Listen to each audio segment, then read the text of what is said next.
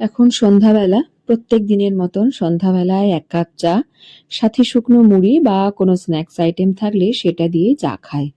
চা খেয়ে ২ মেয়েকেই একসাথে পড়তে বসাই। পড়া হয়ে গেলে আবারও ফিরে আসি এই সেই রান্নাঘরে।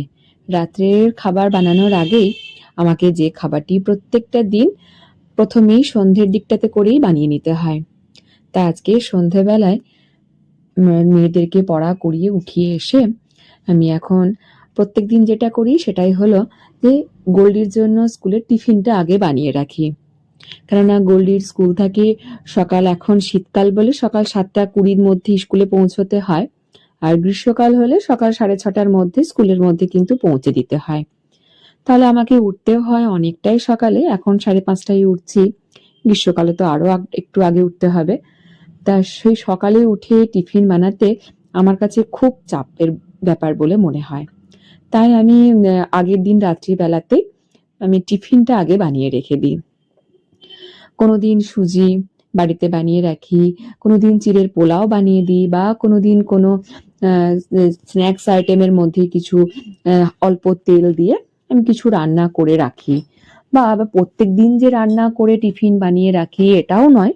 কোনো দিন কেক কিনে এনে বাজার থেকে সেই কেকও কিন্তু আমি টিফিন বক্সে প্যাক করে রাখি। সেটাও কিন্তু আমি আগের দিন রাত্রেই প্যাক করে রাখি। কেননা সকালবেলায় উঠে টিফিন বক্স প্যাক করা, জলের বোতলে জল ভরা, বইয়ের ব্যাগ গোছানো এগুলো সত্যিই হয়ে ওঠে না। তাই রাত্রিবেলাতে এগুলো না সেরে রাখলে বড্ড চাপের ব্যাপার হয়ে যায়। অলি যখন ছোট ছিল, অলিও সে কিন্তু এরকম টাইমে স্কুলে যেত সকালবেলায়, তাই অলিরটাও কিন্তু রাত্রিবেলাতেই বানিয়ে দিতে হতো। এখন তো অলি উঁচু ক্লাস, ১০টার থেকে স্কুল, ভাত খেয়ে স্কুলে যায়। তাই অলিকে যখন ভাত খেয়ে স্কুলে যায়, যখন রান্না করি তখন কিন্তু অলিকে সকালবেলাতেই টিফিনটা বানিয়ে দিই। কিন্তু গোল্ডি তা তা হয় না। তাই গোল্ডিরটা আমি এখন সকালবেলা রাত্রিবেলায় বানিয়ে রেখে ফ্রিজে রেখে পরের দিনে সম্ভব হলে মাইক্রোওভেনে গরম করে দেওয়া যায়। আর যদি দেখি যে মাইক্রোওভেনে গরম করে দেবার কোনো খাবার নয়, তখন সে খাবারটা ঠান্ডায় দিতে হয়। চাউমিন থাকলে মাইক্রোওভেনে একটু গরম করে সেটা দেওয়া হয়। তা আজকে এরকম দিচ্ছি একটু রোল বানিয়ে, নানান রকম সবজি একটু একটু ছাঁকনির মধ্যে ভাপিয়ে নিলাম, কেননা ডাইরেক্ট জলের মধ্যে সিদ্ধ করলে এর যেটা গুণাগুণ থাকে সেই গুণাগুণটা সবজির নষ্ট হয়ে যায়। তাই ভাপিয়ে নিলে সবজির গুণাগুণ সবজির মধ্যেই যেহেতু থেকে যাবে, তাই ভাপিয়ে নিয়ে সেগুলোকে একটু পেস্ট করে নিয়েছিলাম। তারপরে একটু রসুন থেতো করে ১ চামচ তেলের মধ্যে রসুনটাকে হালকা ভেজে ম্যাশ করে রাখা সবজিগুলো দিয়ে নাড়াচাড়া করে নুন চিনি পরিমাণ মতন দিলাম। আর আগে প্রত্যেকদিনের তো রাত্রে রুটি হয়, সেই রুটি থেকে একটা রুটিকে ২-৩ ফোঁটা সস পুরো রুটির মধ্যে মাখিয়ে সবজির পুরটাকে দিয়ে একটা রোলের আকারে বানিয়ে দিলাম। টিফিনে এটা দিলে বেশ কিছুক্ষণ পেটটাও ভরে থাকে। ২-৮খানা করে দিলে টিফিন বক্সে ভরতেও যেমন সুবিধা, বাচ্চাটা কিন্তু হাতে ধরে খেতেও সুবিধা। তাই এরম ভাবে ২-৮খানা করে দিলাম।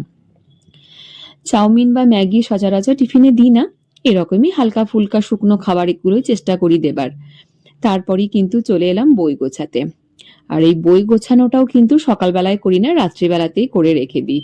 টিফিন বক্স গোছানো, জলের বোতল, বই টই সবই একসাথে করে রেখে দিলে সকালবেলায় তাড়াতাড়ি ঘুম থেকে গোল্ডিকে উঠিয়ে ওকে একটু পরিষ্কার পরিচ্ছন্ন করে ইউনিফর্ম পরিয়ে একটু কমপ্লান খাইয়ে সাথে সাথে নিয়ে যাই স্কুলে। তারপরে তো আমাকে নিজেকেও তৈরি হতে হবে, তা সেজন্য সন্ধ্যেবেলার এই ডিউটিগুলো বেশ তাড়াতাড়ি করে নিতে হয়। তারপরে গোল্ডিকে এবারে খাইয়ে দাইয়ে আবার ঘুম পাড়ানো তাড়াতাড়ি, কেননা ওকেও তো ৬টার আগে উঠতেই হবে, নাহলে স্কুলে দেরি হয়ে যায়।